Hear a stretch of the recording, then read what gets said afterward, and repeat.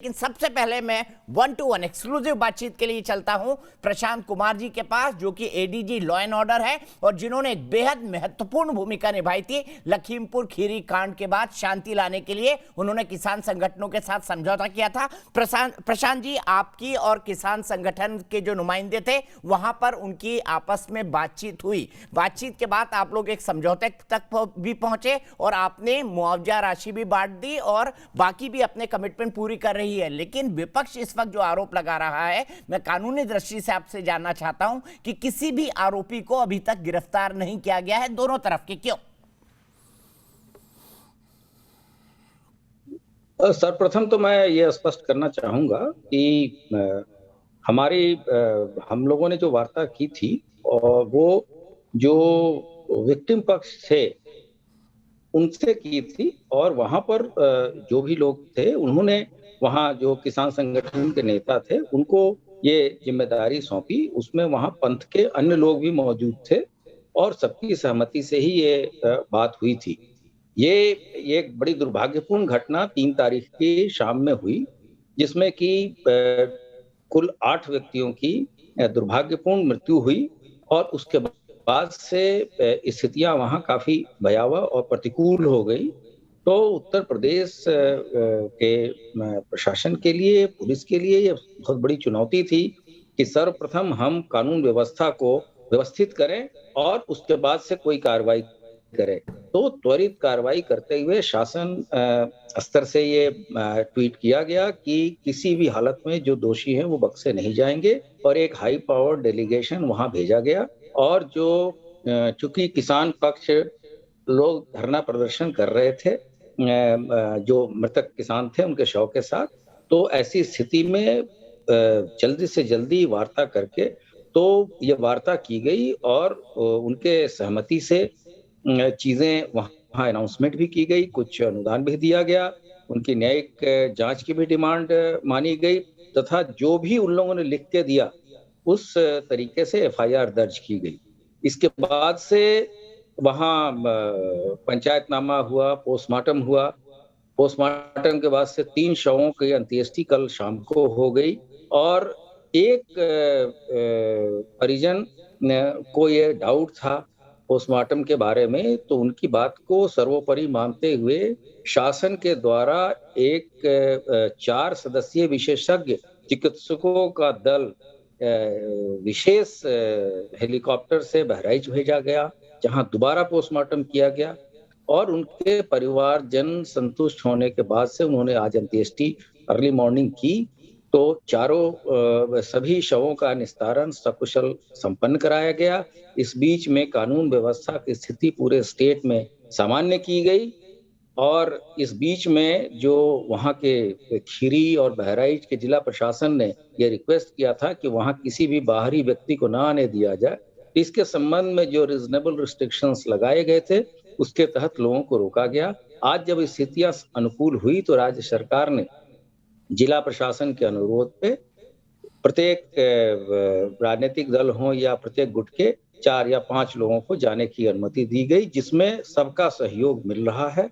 और इसके साथ साथ एक कमेटी बना दी गई है जो 2 अभियोग पंजीकृत हुए हैं उनके उस संबंध में त्वरित गति से साक्ष्यों के संकलन के बारे में कार्रवाई चल रही है और बहुत जल्द ही हम लोग इस केस का पर्दाफाश करेंगे। और जैसा कि शासन के द्वारा पूर्व में ही स्पष्ट किया जा चुका है कि कोई भी दोषी नहीं बख्शा जाएगा, तो हम इस केस में सही अभियुक्त को पकड़ के और कोर्ट में पेश करेंगे।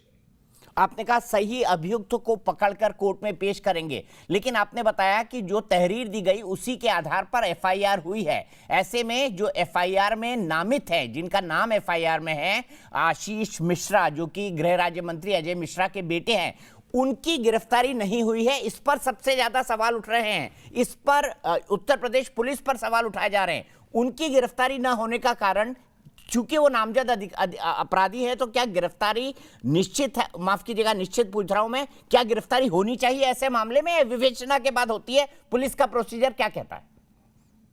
हाँ, ये देखिए, कोई भी चीज जो जिम्मेदार व्यक्ति है इसमें अंतिम में जाके विवेचक को ही कोर्ट में गवाही देनी पड़ती है। सभी तरह के साक्ष्य ऐसे हाई प्रोफाइल केसेस में जो ह्यूमन विटनेसेस होते हैं उसके हॉस्टाइल हो जाने के भी पूरे चांसेस रहते हैं। ऐसी स्थिति में सभी साक्ष्य वहां जो है फॉरेंसिक साक्ष्य हैं, डिजिटल साक्ष्य हैं, सभी साक्ष्य मॉडर्न तरीके से एकत्रित किए जा रहे हैं ताकि कोर्ट में हम उस चीजों को प्रॉपर तरीके से रखें और आज ही जाके स्थिति वहां कानून व्यवस्था की सामान्य हुई है तो हम आगे की कार्रवाई भी अब करेंगे और बहुत जल्द ही हम इसमें कुछ लोगों की गिरफ्तारी भी करेंगे। आपने जो प्रेस कॉन्फ्रेंस की थी उसमें कहा था 8 दिन के अंदर एक लॉजिकल कंक्लूजन तक हम पहुंचेंगे, तो क्या 8 दिन अब जब पूरे होंगे तब तक मोटे तौर पर इसकी विवेचना हो चुकी होगी प्रशांत जी? देखिए, जो हमारी जवाबदेही है कानून के प्रति और वो और जो कोर्ट के प्रति, हम उसके प्रति सजग हैं और हम इसमें पूरी तरीके से निष्पक्ष कार्रवाई करेंगे क्योंकि शासन स्तर से भी इस संबंध में निर्देश मिले हैं और स्पष्ट निर्देश मिले हैं। तो इस प्रकरण में दूध का दूध पानी का पानी होगा और समय रहते ही हम लोग इसमें कार्रवाई करेंगे। खबर यह है और किसानों का यह आरोप है, आपके पास प्रथम दृष्टया पुलिस से क्या जानकारी है? जो तिकोनिया गांव है उस पर जो ये हादसा हुआ है, इसमें आरोप किसानों का यह है कि अजय मिश्रा के बेटे आशीष मिश्रा गाड़ी चला रहे थे और उन्होंने वहां पर गोली चलाई। क्या इस तरह की कोई जानकारी पुलिस के पास है? ये चीजें जैसा मैंने बताया कि पोस्टमार्टम भी हुआ है, साक्ष्य एकत्रित किए जा रहे हैं। हम लोगों ने एक नंबर भी पब्लिक डोमेन में दिया है तथा एक अपना ईमेल आईडी भी दिया है कि कोई भी व्यक्ति जिसके पास इस घटना से संबंधित कोई भी साक्ष्य वीडियो ऑडियो हो तो वो हमारे साथ शेयर करें। हम उसका नाम गोपनीय रखेंगे और उसके बाद से उस पर कार्रवाई करेंगे। तो हम सभी तरह के साक्ष्य एकत्रित कर रहे हैं और इसके अतिरिक्त ऐसे भी कुछ प्रयास हो रहे हैं कि दूसरे जगह की वीडियो को इस घटना से जोड़ के भी लोग अपलोड कर रहे हैं। तो ऐसे लोगों को भी आगाह किया गया है कि इस तरह के चीजों से बाज आए, वरना उनके विरुद्ध भी हम कार्रवाई अवश्य करेंगे। तो एक ये जटिल प्रक्रिया है, संवेदनशील मुद्दा है। इसमें कोई कार्य ऐसा नहीं किया जाएगा जो कि जल्दीबाजी में हो, जिसको लेके बाद में कोई एम्बैरेसमेंट कोर्ट या कचहरी में पुलिस को झेलना पड़े। एक आखिरी सवाल सर आपसे जानना चाहूंगा, ये कहा जा रहा है कि उत्तर प्रदेश के अंदर चुनाव सामने है, भारतीय जनता पार्टी की सरकार है, चूंकि ये हिंसा उनके खिलाफ जाएगी इसलिए उत्तर प्रदेश पुलिस पर राजनीतिक दबाव है। क्या दबाव में काम कर रही है उत्तर प्रदेश पुलिस?